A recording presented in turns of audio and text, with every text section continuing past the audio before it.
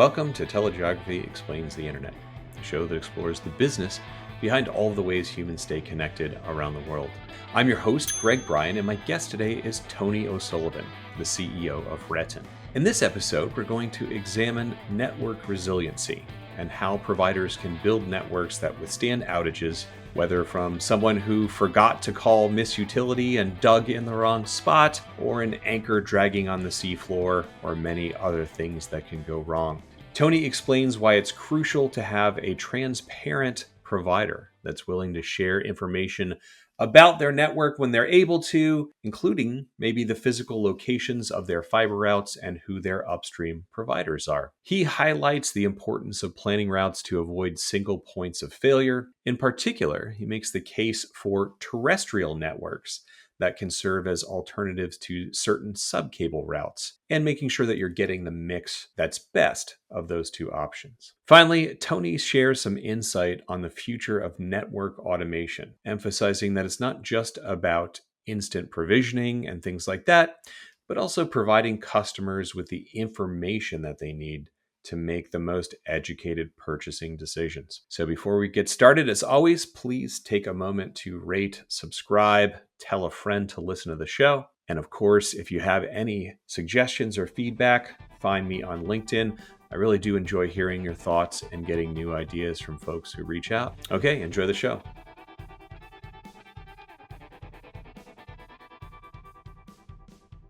Welcome to the show, Tony. Thanks, Greg. Thanks for having me on. Yeah, excellent. I'm really looking forward to this. But before we get into the topic of our conversation today, could you just give us a brief background on yourself and how you came to be the CEO at RETN? Sure. It was a massive accident of the universe, I guess. So after I left university, I went off and did various sales engineering roles. I then retrained as an accountant, which is where I met a young company called RETN. And eventually joined them in 2007 full time. And I was responsible for their business development and operations in what was then their fledgling Western European market. In 2016, I was promoted to Chief Operating Officer for the group, and then I took over as CEO at the beginning of 2021. Wow. So you're one of those CEOs who really knows the business, not flying in with some ideas, but from the ground up, huh? So, yeah, I mean, obviously, I grew up inside the business and working with RETN was my first stint inside the telecoms industry. But that's actually true for the majority of people inside RETN as a business. Our chief operating officer started as a NOC engineer in the same year as me in 2007. Likewise, our chief technical officer, they were in the same cohort of new junior NOC engineers joining. So we're a bit of an unusual business in that respect, that most of the people that are with us have grown up inside the business and know it inside and out. Yeah, excellent. And then, a lot of our listeners, I'm sure, are familiar with you, but for anyone who's not, could you just give us, elevator pitch kind of background on RETN as a company? So 30-second overview. First, RETN was formed in 2003 in London, in the UK. Its primary sales market at the time was selling IP transit into Eastern Europe. And then over the course of the next sort of 5 or 6 years, we started to develop those sales backwards slightly into Western Europe and started to deploy a fiber network rather than running across lease capacity. And then we entered Asia in 2016, and it's all gone on from there. So fast forward to today, we're the 10th largest IP transit company in the world by cone size. If you follow the KIDA rankings, we run a network which is about 110,000 kilometers, running all the way from London across to Japan and little bits in the US as well. But primarily, we're a Europe and Asian network. We run our own fiber network across all of Europe and Central Asia, and then we're running on lease capacity in Southeast Asia. Yeah, excellent. And we're going to get into how geography impacts what we're talking about, but our major theme for today is network resiliency. So I want to start with sort of the problems with that, right? So just everybody listening to this podcast wants their network, whether it's their network serving customers or as a customer, to be on all the time and to have excellent availability. But could you help us think through really, the actual impacts of network outages and what folks need to keep in mind for that? Yeah, so of course, this is a really interesting and complex question, and it depends, of course, from whose perspective you see it, and how, of course, you designed your network in the first place. For a company like RETN, where we have designed our network to be as resilient as possible, fortunately, most outages normally just result in a slight change in latency for some customers. and minimal congestion and what have you. But Hmm. obviously, if you are a smaller enterprise customer who maybe does not have quite such a diverse and redundant network as we do, then outages can be significantly more impactful. And of course, Hmm. it also depends upon what type of outage and what is the cause. When we talk of outages, most of the time these days, we're referring to things relating to some kind of fiber cut or physical circuit interruption along the path of the network. Right. And of course, this is because it's the most common type of outage these days. Fortunately, most modern IP and DWDM equipment is relatively reliable, and it stays up most of the time. And when we think it's going to fail, it normally send us an alarm warning to your management system, and you can proactively act and get in there and change whether it's the power supply or whatever needs replacing to bring it back up to speed. But when it Right. comes to the actual physical network outages of the fiber or your capacity circuit, of course, it really depends what you have in place in terms of your redundant path. If you don't have a redundant path, then that outage, of course, means there is no service between two of your points of presence. Uh, and that's an absolute disaster. If you've got a redundant path which is of a similar length, it might mean just a slight increase in latency. But of course, if your redundant path of a similar length does not have the capacity to carry all of your traffic from both routes, Hmm. then of course you're going to get congestion, you're going to get packet loss, and potentially rerouting via a longer, even more circuitous route. So those outages, of course, if you've just got that single route, it's a complete outage. If you've got multiple paths, it can be potentially increased latency. It can be increased congestion, increased packet loss, and of course that then impacts any of your sensitive services that are running across there. If they're latency sensitive, then of course you can have huge issues on this. And of course, many modern applications are very latency sensitive. Yeah, yeah, absolutely. There's, I think, something really worth putting a pin in there, which is that, as you said, equipment has improved in this respect. We're getting now AI tools that can alert your knock to when something's end of life and things like that. I don't see any near future where we can avoid backhoes that dig in the wrong place or whatever, or someone who crashes their car into a pole, utility pole or something, right? So that's always going to happen. All right, so given that this is a reality, again, both from serving my customer side or from I'm an enterprise network manager, IT infrastructure manager, and I need to be aware of this. How should you go about being a provider or finding a provider that can mitigate these risks? This is a really interesting question as well, but from a very different perspective, because the first thing that we're looking for, and we are a customer as well. We're not just a provider. Hmm. As I mentioned, Hmm. our Southeast Asian network is run off lease capacity mainly on subsea, because obviously it's impossible to connect Singapore to pretty much anywhere terrestrially. Right. So we're a customer as well. And when we go out looking at suppliers, what we're looking for is people that can share with us information. And are as transparent as possible. And there are many providers out there which they're very cagey about what routes they take or what cables they're on, Absolutely. how much bandwidth they have on it, or whether they're really the underlying infrastructure owner, and all of this kind of stuff. And if people are not willing to share this information with you, especially under NDA, then that for me is normally a big red flag. That's normally someone we don't wish Hmm. to work with, because if we Yeah. can't get that route information, we then can't figure out if we're trying to combine suppliers together and we're looking at supplier diversity, if we really have diversity on the network as well as the supplier diversity. Mhm. Yeah, this is a really interesting point. So I run across this a lot. One of the things we do at TeleGeography is we benchmark enterprise networks for them. Obviously, as part of that, they often are interested in a more holistic rethinking of their network and that sort of thing. And one of the questions we always get is can you help us ensure that we have route diversity? And I say, we almost certainly can't because I can't get the KMZ, or you would say KMZ, I reckon, right? But I can't get the KMZ files, and then we'll say, can you ask your provider for the KMZ files? And very often, even like large financial multinationals, they've asked for these KMZ files, and the providers say no, we can't provide that.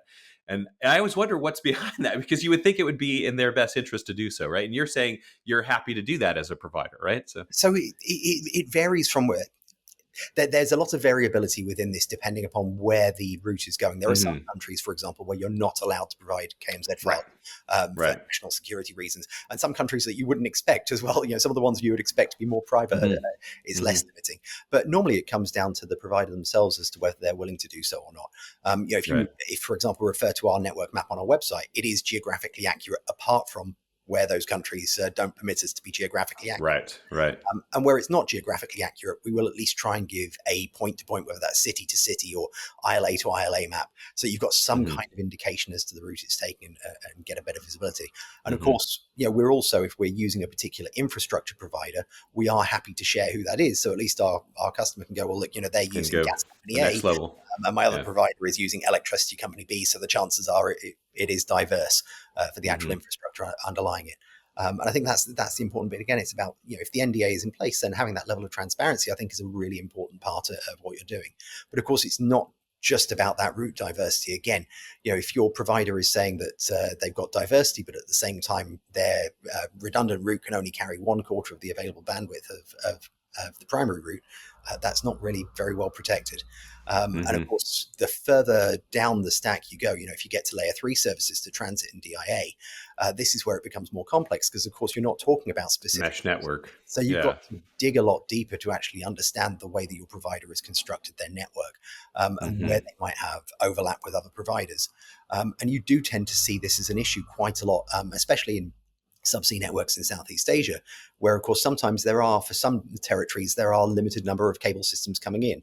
And then there's limited number of backhauls from a limited number of cable landing stations. Right. And Right. of course, when everybody is very price sensitive on products like transit and DIA, of course, everybody gravitates towards the cheaper cable systems. And that means you end up with a critical mass of people building the Hmm. majority of their network onto the cheaper systems. So if one of those cheaper systems has a subsea cut, a lot of people have a lot of congestion issues.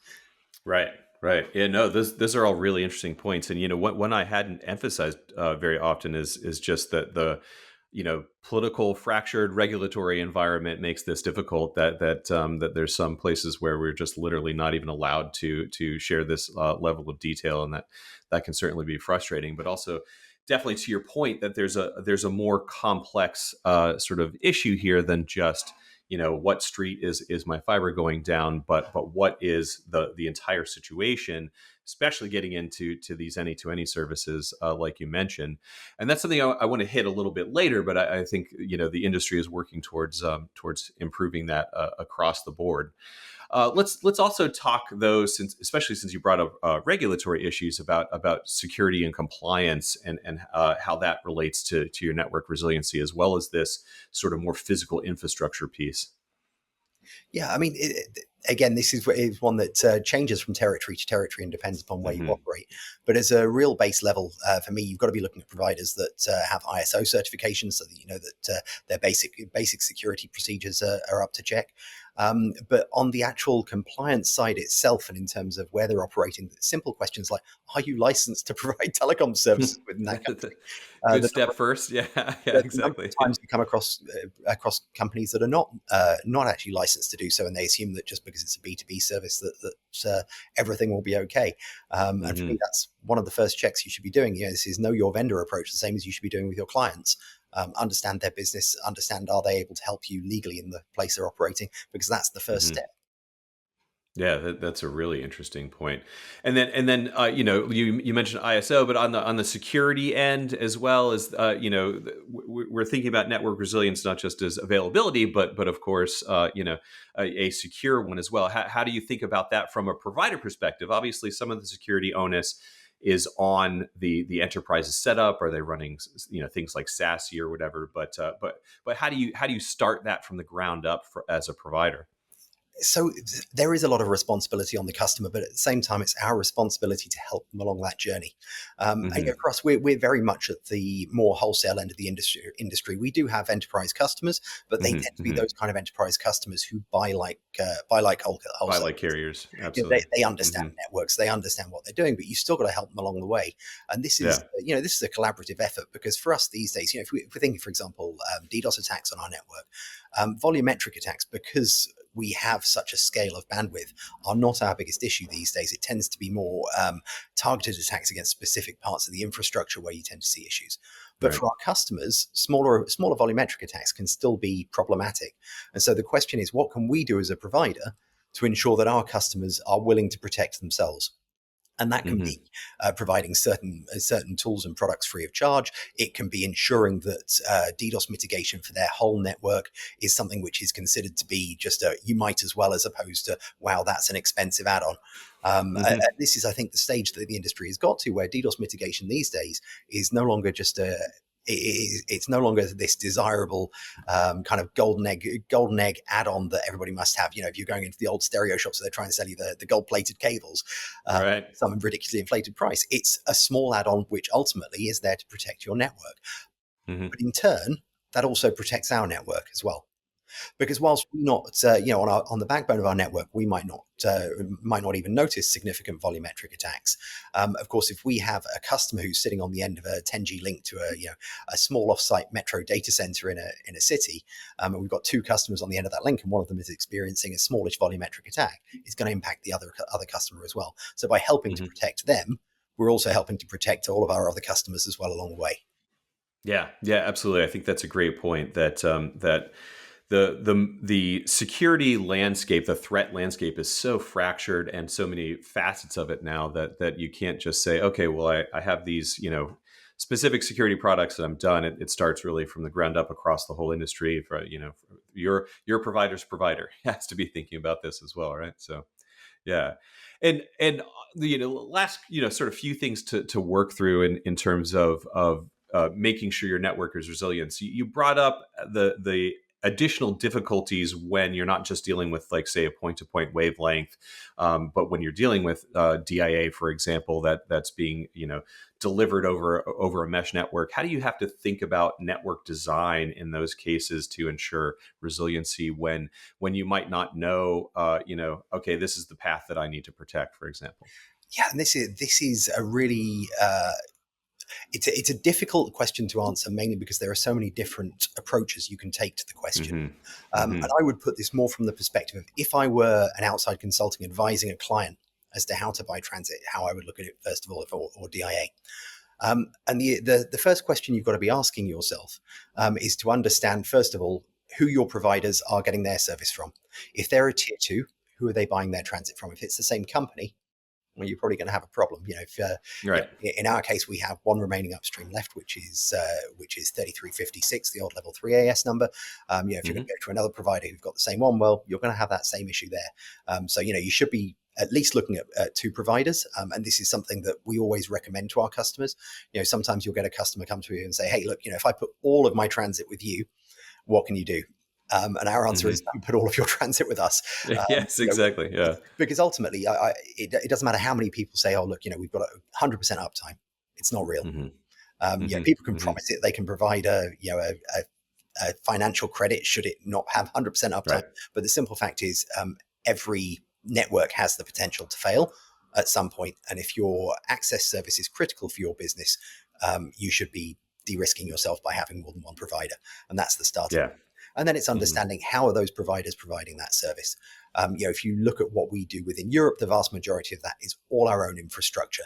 Um, so even if we do have a fiber cut on a major route, we have the capacity to spin up additional capacity on another fiber route, because we control the DWDM network.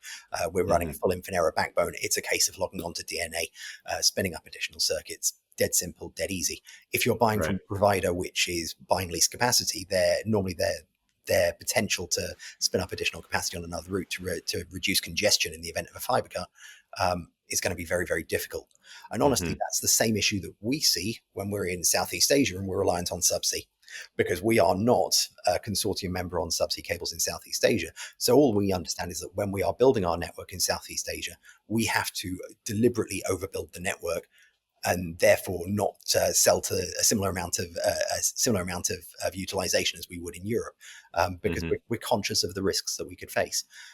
So that's the first thing from your customer's perspective. More than one provider. Make sure they don't have similar upstream chain of providers, and that's the first part. The second part, if you're looking at that, is then to understand, are they running their own infrastructure, and if so, what infrastructure are they on? Hmm. So if you're Right. just connecting Right. to them in a single point of presence, how are they connecting out of that point of presence, and making sure you have diversity within your providers there. And to come back to the point about Southeast Asia again, we see this time and time again. You'll see customers that have bought from two or three different providers in Southeast Asia and then discover that they were all on the same subsea systems. And so the moment you get a couple of subsea outages, everybody's got the same issue. A lot of Hmm. congestion on a single cable system that's left, or potentially stuff going halfway around the world rather than going more direct. Right. Yeah. No, it's funny because everything you're saying is very well aligned with how we see the world at telegeography, right? So, one of the things that we're tracking, of course, is downstream and upstream providers and mapping out who's connected. And then also, of course, right, just the physical geography of networks around the world. You mentioned, terrestrial Europe. Well, that's a situation where certainly it's important to understand your provider's network map, but it's also a relatively straightforward proposition, right? So across Europe, there's affordable wavelengths, 100 gig or whatever, across the entire region, and there's a lot of alternatives. You get to a place like Southeast Asia, and there's quite a few physical, political, and otherwise market bottlenecks, right? So I Correct. think a lot of folks, even in the industry, don't think through that physical geography. I think as much as they need to. Yeah, 100%. And this is even though you mentioned in Europe, there is a wide array of providers. There's a wide array of capacity on the market, but even then, people get stuck into the same corridors and the same patterns of buying. And it's been really interesting to see over the last 12 months the number of new cable systems that have been announced on flat routes, for Hmm. example. And Hmm. many of the big infra companies in Europe that are pushing towards new fiber routes connecting the different flap cities. And of Hmm. course, they're all pushing this same point of view, which is the existing systems running on similar ducts and got similar paths. They've got similar single points of failure in particular cities.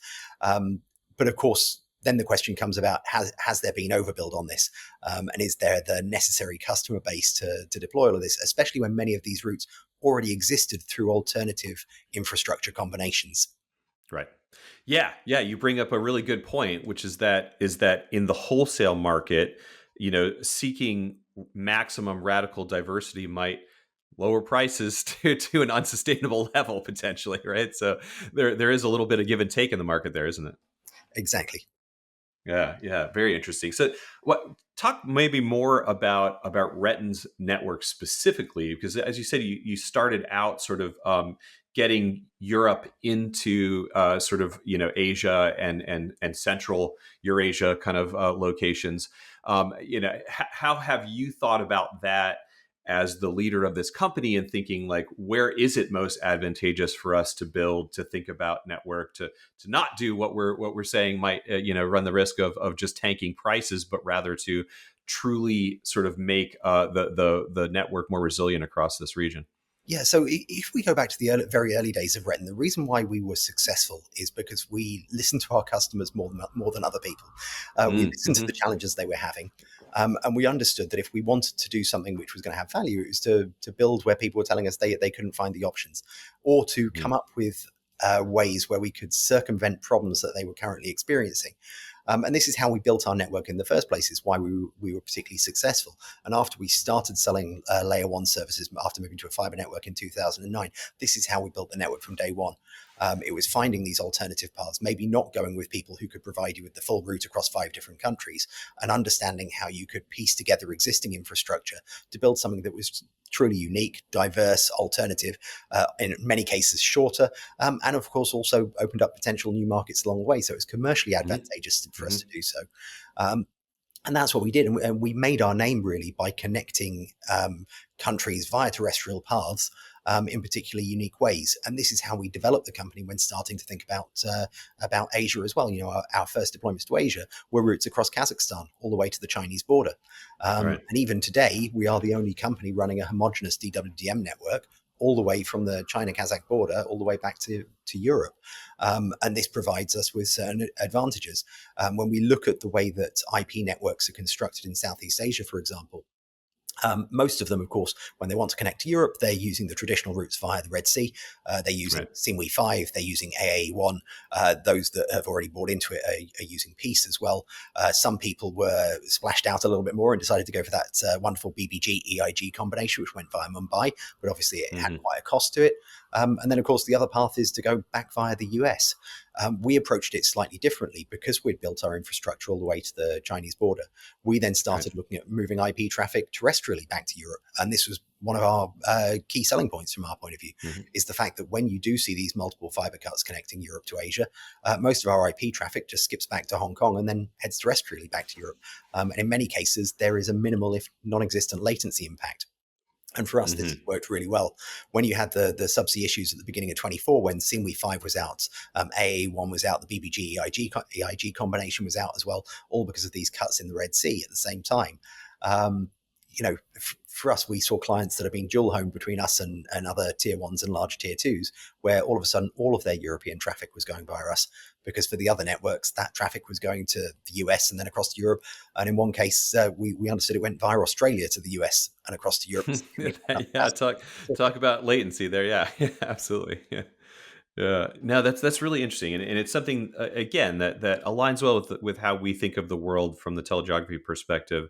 For a long time, is just I've got over my shoulder the submarine cable map. We don't map terrestrial networks because it's too complex. That would make this map look like a spaghetti, right? And for lack of data too, I should say. But there is this thinking that, okay, well, this is simple. If I need to get from Frankfurt to Singapore, I go down, and that's there's that makes sense in some respects, but like you said, there's quite a few spots that are bottlenecks there for a bunch of reasons. One of which is simply that it's getting really crowded, right? And that makes cable routing and maintenance and that sort of thing very difficult. But then the other side of the token, and this is where I want to ask you about how you guys have overcome this, is that digging trenches, hanging things on poles across different countries, right? The cable people have to deal with the landing stations, right? And there's different regulations there.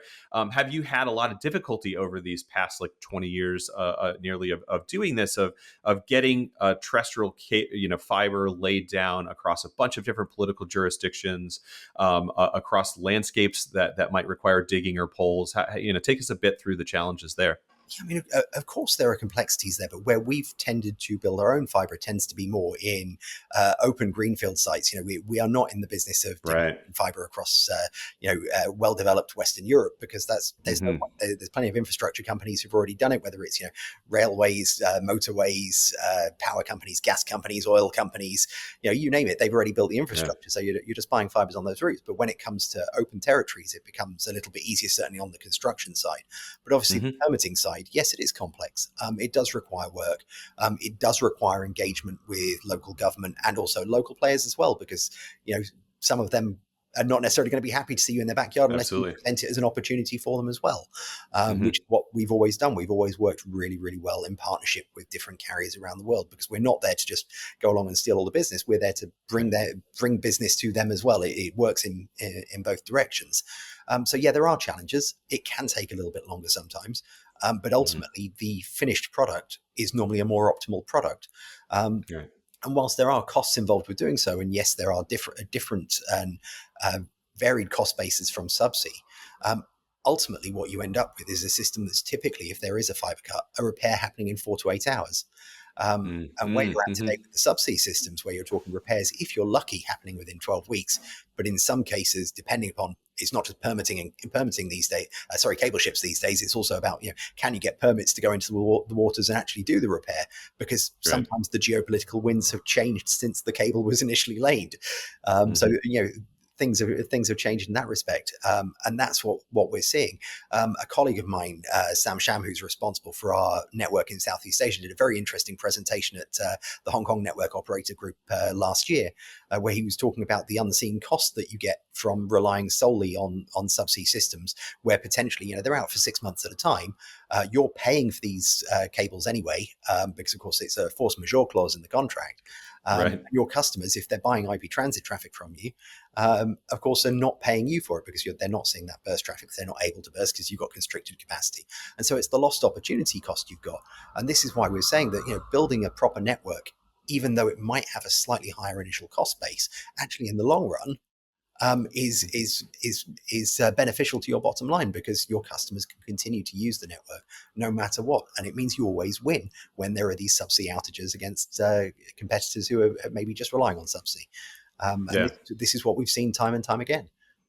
Yeah, no, I think that's a really interesting point, that that for all the difficulties that all of us in this industry have about doing a truck roll is still faster than getting a ship out to the middle of the ocean in some respects, right? And I should say, to your points earlier about you being a customer in certain regions, like obviously, not to put words in your mouth, but I think I hear you saying like this is a both and situation, right? You're saying that you need to have the diversity, not just be relying on terrestrial, not just being relying on Yes. subcable where you can have that, right? 100%. There's place for both in the market, and there Hmm. is no one answer to every single problem. There are different ways Yeah. you can approach it depending upon what you're thinking about your own market strategies as well. Obviously, if you're going into the market and saying, "Hey, look, we're the cheapest provider out there," then obviously there are going to be some solutions which are off the table to you. Um, from our perspective, our positioning, the way we see ourselves in the market, is we're providing a fantastic product at a pretty good price, but we'll never be the Hmm. cheapest, but Yeah. we'll be Yeah. pretty damn close to the best for a reasonable amount of money. And that's the market positioning we're looking at. I want to be in a position where we can be proud, we could speak proudly in front of our customers and say, yeah, our network stood up when others failed you. Because for us, Hmm. we're still a relatively small organization. We'd much rather retain the customers we have through great service and great network than have to try and win them back after a disaster.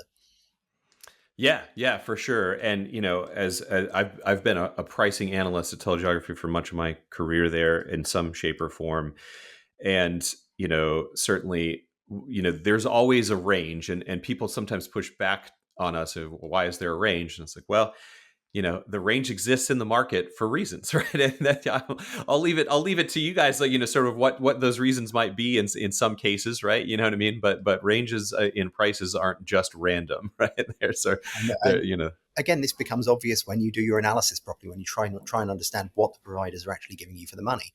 If you're seeing Mhm. that a provider in territory A is half the price of a provider territory in the same territory, but they've only got two subsea systems coming into the territory, whereas provider B has got five subsea systems. Well, there's your answer. Yeah. For any island nation, if you take Singapore as a great example. If you've got less than five systems coming into the territory, you're at risk, as far as I'm concerned. Hmm. We've seen an increase in the number of subsea outages over the last couple of years, and there are some places where we're seeing persistent subsea outages. And whether this is due to increased shipping volume, due to other issues, it's real, it's there, and you need to Right. build your network accordingly. Yeah, yeah, no, I think this is exactly right, and looking at the world from that perspective, again, doesn't matter whether you're a wholesale provider, an ISP, or a large multinational. You need to sit down and look at the map and look at the provider map, right, and sort of do this math, as it were, right, and understand exactly what all of this means, and that very few sort of companies' explicit goal is I need the absolute cheapest network that I can get. There's situations where I'm just, throwing bandwidth at something and that's the right thing for this particular leg, but it's really about understanding the cost to performance ratio, right? a hundred, 100% yes on this. The simple fact is that there's not a customer on earth which is never going to question price. Those kind of businesses don't exist because they go out of business very quickly if that's Hmm. their attitude towards procurement. But you've got to understand what value you are getting for your money, and also what risk you are prepared to take to reduce that price. Right. Right. Because as you Absolutely. reduce your cost base, there is a potential increase in risk. We think we present that sort of perfect happy medium. For some customers, they'll want something slightly different, Hmm. and that's a choice for them. But again, they can only make that decision if they understand the right questions to ask whilst purchasing. Um, and also, if the providers they're speaking to provide them with that transparent level of openness, that the openness and transparency that Yeah. allows them to evaluate the criteria properly. Yeah, yeah, exactly. That is the key. But I love the idea of people being able to pour over network maps and think through, for a bunch of reasons that we've been talking about. Like it's not just about latency, although that can be really important. It's not just about the bottlenecks, although that can be really important. But this like holistic view of really how should my network function geographically, provider wise, all of those things. It's a lot more complex than I think some people give it. The attention level of. So Yeah, and this is one of the interesting things that I've seen in my time in the industry. From the early days where people were just, what's your best price and can you meet us in these four data centers? Hmm. The industry Hmm. has very much changed. Now, I put this down in a large part to procurement practices from the OTTs, Mm. from the big OTT, Yes, which have for started to spread sure. across the rest of the industry. Yep. And whilst we as a very large wholesale provider have always thought in a similar manner to them, what we're seeing is that kind of attitude going further down, and I think that's a fantastic thing. I love Well, they customers. have the purchasing power to force the industry to work in a certain way, right? So They have the yeah. purchasing power to ensure that infrastructure is built which can meet their demands, which Hmm. fortunately also meets the demands of many other people. Not every time, not Right. everything they do is right for everybody else, but there is a certain level of their network design philosophy which can be filtered down to smaller scale customers and absolutely makes sense. And the fact that Mhm. this infrastructure is being built around their requirements means that is also possible for those smaller scale customers. I enjoy nothing more than speaking to a customer that really, really understands what they want from a network, Mhm. even when you can't necessarily meet it. Because when you can't meet that, you're learning something new. You're learning about an Right. opportunity where you're going, okay, so there's something missing in the market. They're telling me that they want this and they can't find it anywhere, and we can't Right. provide it. But maybe we should build it. Hmm. Yeah. Yeah. Absolutely. That is how it gets done. Excellent. All right. So Tony, as we're sort of coming to an end here, I want us to, before we're done, look a little bit towards the future. I like to do that often with my guests at the end of the podcast. Obviously the entire industry right now is talking a lot about automation, and automation can mean a lot of different things, right? But from your perspective, I want to talk about it in moving toward this world where across your providers and your providers, there's this seamless integration of ordering, of provisioning, of monitoring, right? So it's not just, I think, anymore the vision of the future about being able to make sure that my order made it through for the right service and that sort of thing. But do my trouble tickets make it through different layers without faxing someone? Just from your position of running a company involved in this market, how do you see that developing? And where are we really? Where do we need to get to? So I find it fascinating the way you framed the question, because you introduced a lot of nuance there, which is not Hmm. normally what you hear when people discuss network automation. For most people, their vision of network automation is this automated platform where one person's platform does everything. You log into a portal, provision it automatically, and all of a sudden your service pops up and it's ready to go, and you Right. can change it whenever you want, and it changes instantly, and all of this kind of stuff. And I don't really think that is necessarily the um, likely future use of automated This networks. is kind of what I'm getting at. So yeah. Yeah. Yeah. I'm yet to come across, one of the things that we always prided ourselves on, and we have done for many, many years, is how quickly we deliver services. Mhm. Even 10 years ago, we were promising customers that layer one services would be delivered within a week. More often than not, they were delivered within a couple of working days. Our record was a couple of terabits Oh, within a few hours. Again, yeah. because we chose the right technology platforms to allow us to do so, combined with the fact that being a relatively small company, we don't have complex processes inside the business that Yeah, prevent this absolutely. kind of stuff from Nimble. Yeah. happening. Um, Yeah. but those cases are relatively exceptional. They Hmm. are a customer that's planned their network badly and has had a subsea fiber cut and desperately needs a couple of terror on a single system. The Right. majority of customers don't wish to change their network on a day by day basis. They don't need stuff to happen immediately. But what they do need on a regular basis is information. And this Mm. is where I think Hmm. you got it right. This is where Hmm. I think the APIs between different networks and different network platforms will develop. It's about sharing that information. So, obviously today, nobody can have network everywhere. There's no truly global carrier. We're all relying on another piece. One of the wonderful things about the industry, it's one of the wonderful things about the internet, the way that we all have to collaborate and share network to deliver services for our customers. And it's a really, really great and fascinating thing. But one of the most frustrating things can be, if you've got a customer who's got, a circuit running with me, let's say London to, I don't know, Canada, where we don't have network.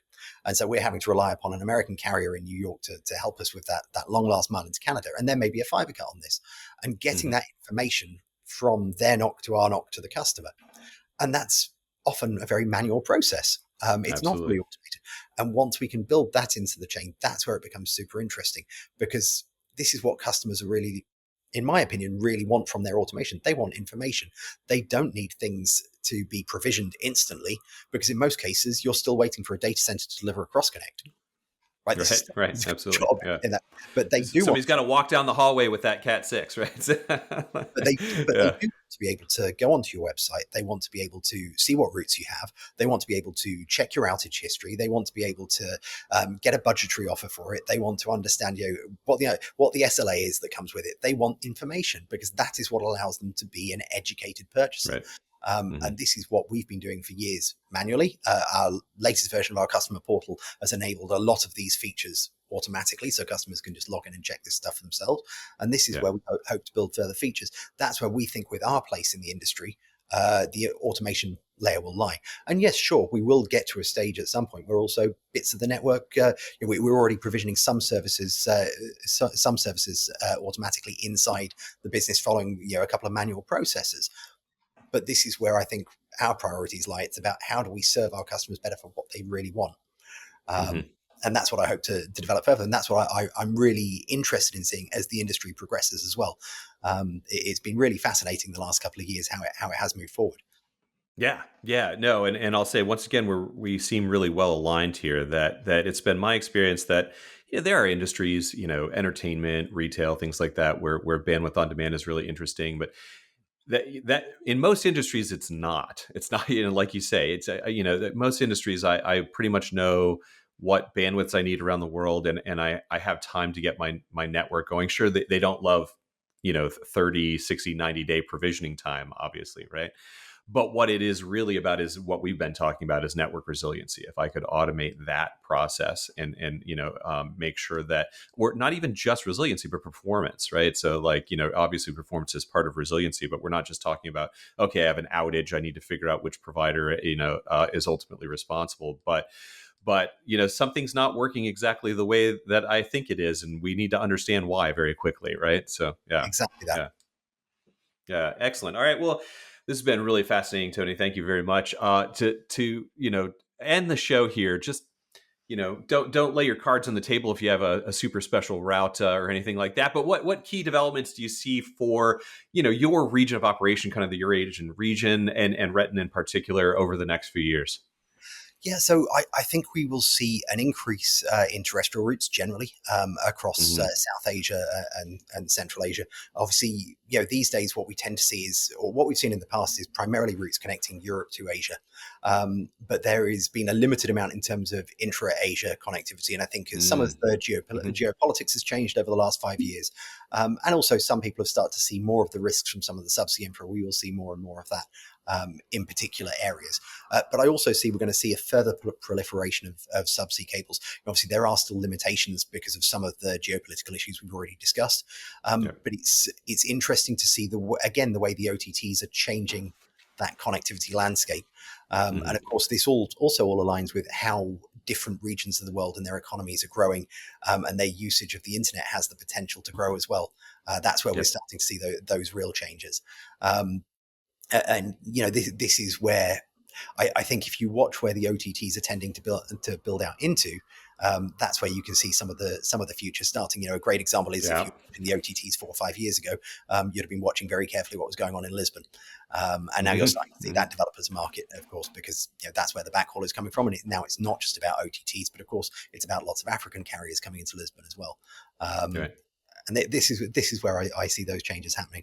I also see a lot more diversity and a lot less dependence upon the traditional routes. I see some of the bigger internet hubs starting to become a little bit more diversified. If we look in Europe, typically for the last 20 odd years, it's always been Frankfurt, Amsterdam, and London, which have been the core interconnection hubs. And now we're starting to see a lot more interconnection happening on the local layer, which I think is a fantastic thing. Hmm. Introduces much more resilience into the network. Yeah, yeah, no doubt. I mean, the arc of the internet, as it were, over the last 25 years has been away from central hubs, and especially as those hyperscalers have pushed further and further out, providers are the ones who have to respond, right? So I think we've long lived in a world where there was a tendency of hyperscalers, or even just real estate, REITs and whatnot, to drop a data center in a place that made sense for various data center reasons, and then the fiber providers have to figure out how to make that work. Right. So I think I think I see better sort of interplay between those communities now, and so I think that's exciting. Right. So yeah, exactly that. yeah, excellent. Well, Tony, it's been a pleasure. Listeners that want to keep up with you or what's up at RETN, how can they find you guys? Very easy way. Website. There's our newsletter. LinkedIn. We're there in all the obvious places. And of course, come and see us at conferences. We attend all the major conferences. Yeah. Always happy to speak to people, even if it's just discussing the state of networking, complaining about certain different aspects of the industry that aren't working. We're here to share our thoughts and share our experience. Yeah, I've had many a beer about this topic, and that's why I can bring it up now, right? So, yeah, excellent. All right, Tony, it was a pleasure. Thanks so much for joining me. Excellent. Thanks, Greg.